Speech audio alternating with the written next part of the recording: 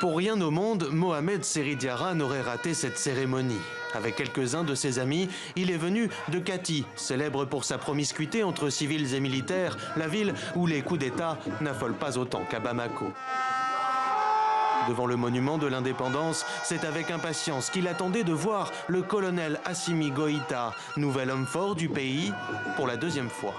Il est avant tout de Kati, raison pour laquelle Kati se mobilise pour montrer aux autres Maliens que nous l'aimons avant que les Maliens l'aiment d'abord.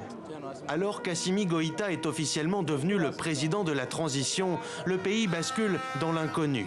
Tiendra-t-il sa promesse d'élection présidentielle et législative crédible fixée à mars 2022 ? Surtout, saura-t-il reprendre la main sur le terrain sécuritaire? À Kati, c'est la première préoccupation des habitants. Sans la sécurité, nous ne pouvons pas parler de travail. Sans la sécurité, il n'y a pas de travail, il n'y a pas d'école, il n'y a pas de santé, il n'y a pas d'alimentation. Dans la ville garnison où chaque famille connaît un fils ou un frère au camp de Soundiata Keïta, difficile de trouver quelqu'un qui ne soutient pas les militaires, quitte à se passer des civils.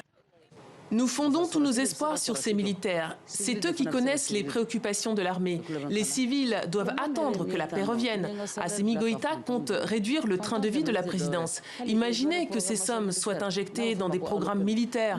Nos soldats auront plus d'armes, plus de munitions, voire des avions de combat. Au grain, nous retrouvons Mohamed. Moins d'un an après le coup d'État qui a renversé le président Ibrahim Boubacar Keïta, l'inaction de la classe politique face aux défis actuels ont achevé de convaincre le jeune homme et ses amis. Nous nous sommes dit peut-être que c'est un manque de volonté politique qui fait qu'il y a toujours cette crise au nord. Donc si les militaires eux-mêmes, ils ont la main à la pâte, donc peut-être que pour nous, c'est un nouveau espoir.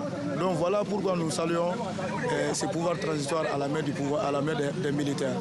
Au regard des attentes immenses, même à Kati, Assimi Goïta va devoir désormais convaincre les Maliens, au-delà des promesses et des bonnes intentions.